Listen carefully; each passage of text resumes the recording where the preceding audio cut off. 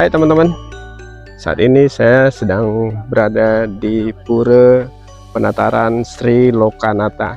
Ini di perbukitan di Kampung Bali yang berada di Dusun Toro Palembang, Desa Lubuk Kembang Bunga, Kabupaten Pelalawan, Provinsi Riau. Pura ini masih dalam tahap pembangunan. Kalau pura yang lama ada di bawah sekitar 500 meter dari pura yang baru ini. Di Kampung Bali ini ada sekitar 20 kakak masyarakat, sekitar 60 jiwa lah. Mereka sudah nggak tahu akan seperti apa ketika pada 10 Juni 2025 pemerintah melalui Satgas PKH mengambil alih areal ini karena dikatakan areal ini adalah Taman Nasional Tesonilo. Padahal masyarakat Bali yang ada di sini sudah mulai tinggal sekitar tahun 2006. Mereka sudah ada di sini dan areal ini adalah areal pengembangan TNTN tahap 2 yang ditunjuk pada 2009. Nah, pura ini hampir setengah hektar ya, berada di perbukitan, dan nanti saya akan ngobrol dengan Pak Idewa Putudana yang menjadi pemangku di Kampung Bali ini, dan beliau yang menjadi pemangku di pura. Pura ini bukan sebagai tempat ibadah sehari-hari, tapi ini akan dipergunakan untuk ibadah sekali 15 hari. Ibadahnya dilakukan pada saat purnama dan tilem, jadi sekali dalam 15 hari. Kalau untuk keseharian, di rumah masing-masing mereka punya tempat ibadah sendiri-sendiri, namanya sangga, yang dibikin di bagian depan rumah. Nah, apa dan untuk apa pura ini di tengah-tengah isu besar tentang TNTN? Saya akan ngobrol dengan Pak Idewa Putudana. Kebetulan ada bersama saya. Sore, Bapak. Sore. Apa kabar? Baik. Alhamdulillah. Teman-teman, saya sekarang sedang bersama Bapak Idewa Putudana, pemangku Pura Penataran Sri Lokanata ini. Apa dan seperti apa nanti pura ini, tentu beliau akan bercerita panjang lebar. Kami akan ngobrol sebentar lagi. Ikuti kami.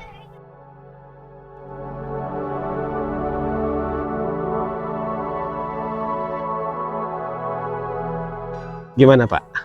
Ya, pura ini emang mau kita buat untuk tempat ibadah orang kita Bali. Dan setiap pertemuan dia boleh katakan setiap ibadahnya dia kena 15 hari sekali. Jadi pas hari purnama dan mati bulan. Nah, ini gimana Pak? Mungkin teman-teman juga akan penasaran ini.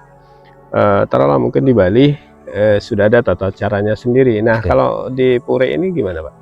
Kalau di pura sini emang boleh katakan bagaimana pembentukan kita di sini itulah yang kita pakai. Kita tidak meniru seperti yang ada di Bali, akan tetapi tidak menghilangkan adat yang di Bali. Oh gitu. Ya, sedikit pasti ada perbedaan. Cuman itu tidak jadi masalah. Ini sejak kapan Pak dibangun? Ini dibangun mulai tahun 2005. 2025? Ya, 2025. Sampai saat ini masih tetap berjalan. Oh, apa yang kemudian penyebab sehingga diputuskan di sini dibangun puranya? Kan di bawah sudah ada ya? Ya, di bawah memang udah ada, akan tetapi kita melihat ke depannya karena umat kita ada 20 kakak berkisar 60 jiwa, maka lambat laun tidak akan muat lokasi yang di bawah.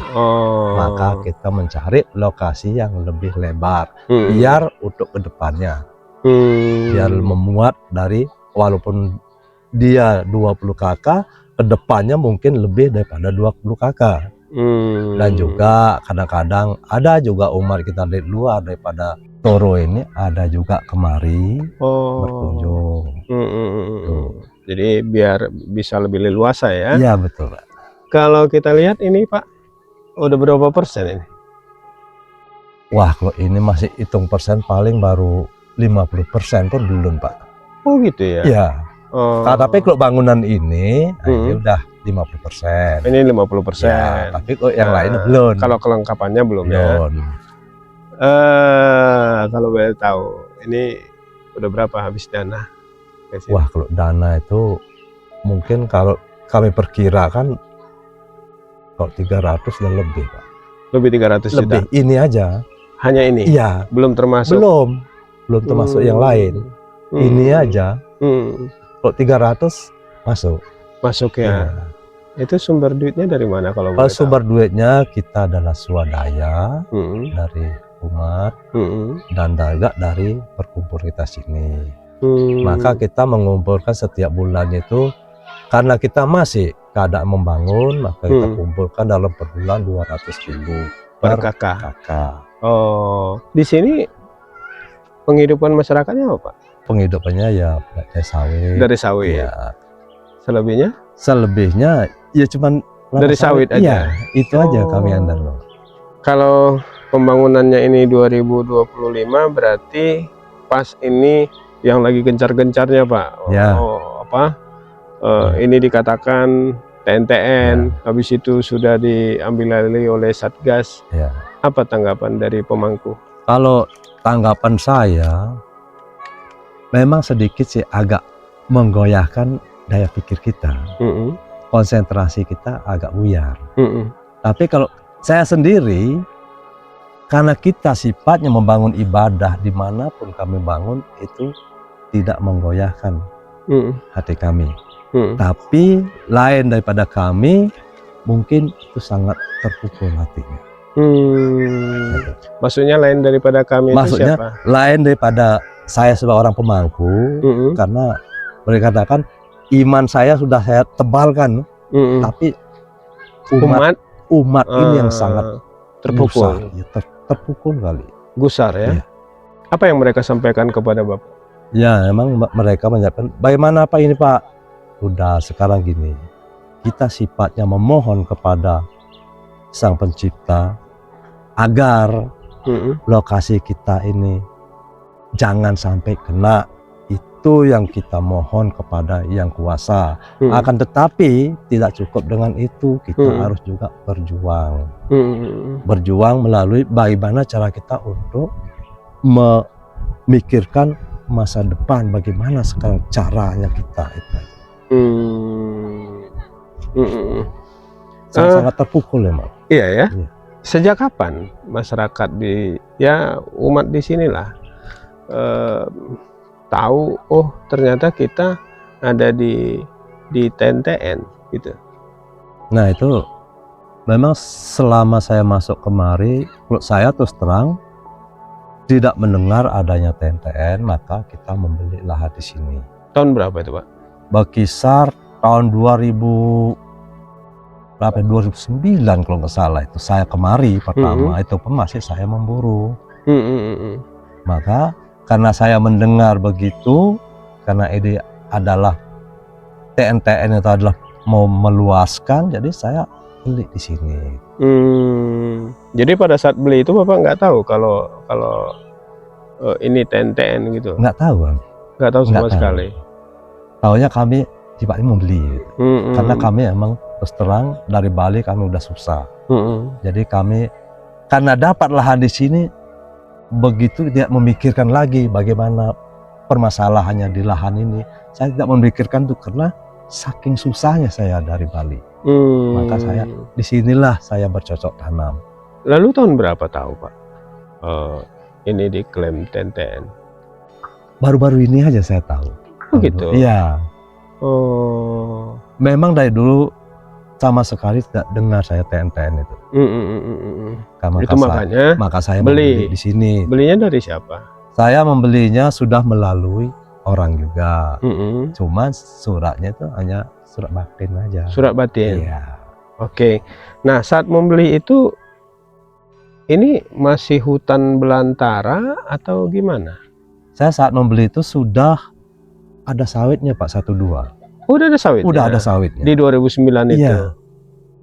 Oke. Udah ada sawitnya. Nah, saya berani beli. Waktu itu teman-teman Bali udah ada berapa kakak, Pak? Pertama kali kemari ada berkisar 4 kakak. 4 kakak. Tapi menyusul lainnya karena bertahap. Oh gitu. Ya. Sampai tahun berapa? Sampai tahun bisa 2010, 2017. Ada itu sampai 17 ya. Sampai 2017. Ya. Nah, sampai 2017 itu juga Bapak belum tahu kalau ini TNTN? Belum, enggak itu Pak. Oh gitu. Ya. Oke.